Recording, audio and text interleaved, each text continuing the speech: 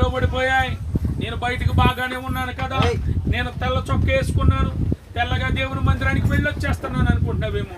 నీ ప్రార్థనా బలిపీఠాలు పడిపోయి నీవు దేవుని రాజ్యానికి వెళ్ళాలంటే అబ్రహాము ఏ విధంగా బలిపీఠం కడుతూ ఉన్నాడో ప్రతి దినం నువ్వు కూడా ఏం చేయాలి? ఇప్పుడు బలిపీఠాన్ని కట్టాలి. చివరగా చూడండి రోమాపత్రిక 4:2 చూడండి.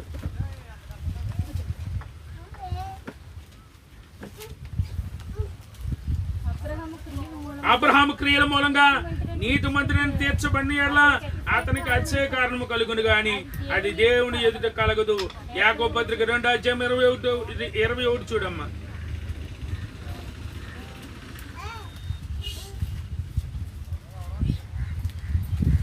యాకోబు పత్రిక 2:21.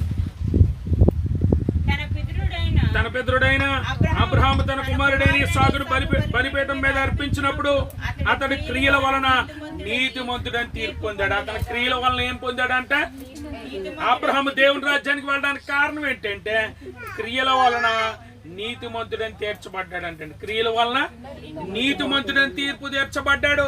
ఈనాడు నువ్వు నేను కూడా దేవుని రాజ్యానికి వెళ్ళాలంటే క్రియల వలన నీతిమంతుడనే తీర్పు తీర్చబడాలి. హెబ్రీ పత్రిక 11:10 చూడండి. హెబ్రీ పత్రిక 11:10 ఏలయనగా దేవుడు దేనికి శిల్పియో నిర్మాణకుడై ఉన్నాడు. పునాదులు కలిగి ఆ పట్టణం కొరకు అబ్రహాము ఎదురు చూచుచున్నాడు. దేని కొరకు ఎదురు చూస్తూ ఉన్నాడు? ఎప్పుడు తెల్లారుతుందా, ఎప్పుడు నా వ్యాపారం చేసుకుందామా, ఎప్పుడు తెల్లారుతుందా, ఎప్పుడు మరి దేవుని మందిరాన్ని వదిలేసి ఊరి మీదకి పోదామా అని ఆలోచించలేదంట. దేనికోసం చూసాడంట? పునాదులు కలిగిన పట్టణం. పునాదులు కలిగిన పట్టణం ఏదది? నూతన యెరూషలేము. మన కొరకు అలంకరించబడి ఉన్న నూతన యెరూషలేము అనబడి ఆ పరిశుద్ధ పట్టణం కొరకు ఏం చేస్తూ ఉన్నాడు? ఇక్కడ ఉండి మనిషి ఎక్కడ ఉన్నాడు? మనసు ఎక్కడ ఉంది? మనం మనుషులు ఎక్కడ ఉంటాం, మనసు మాత్రం ఎక్కడ ఉంటుంది? మనకు కలిగిన వాటి మీద ఉంటుంది. అందుకనే మనం దేవుని రాజ్యానికి వెళ్ళాలి. ధనవంతులుగా ఉన్నవాడు దేవుని రాజ్యానికి వెళ్ళలేడు. అయితే అబ్రహాము దానికి విరుద్ధమైన వాడు. అబ్రహాము ఏం కలిగి ఉన్నాడంటే దేవుని కొరకు నిరీక్షణ కలిగి ఉన్నాడు, తగ్గించుకున్నాడు.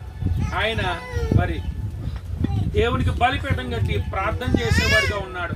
క్రియల్లో నీతిమంతుడని తీర్పును పొందుకున్నాడు. అట్టి జీవితాన్ని మనము కలిగి ఉన్నాం. అట్టి కృప దేవుడు మనందరికీ అనుగ్రహించును కాక. ప్రార్థన చేసుకుందాం. అందరం కూడా ప్రార్థన చేద్దాం. మహోన్నతుడా, మహాగణుడా, మీ గణనామానికి వందనాలు, స్తుతులు, స్తోత్రములు ప్రభువా. ఈ ఉదయ కాల సమయంలో ఆయన మీరు మాతో మాట్లాడిన విధానం బట్టి మీకు వందనాలు.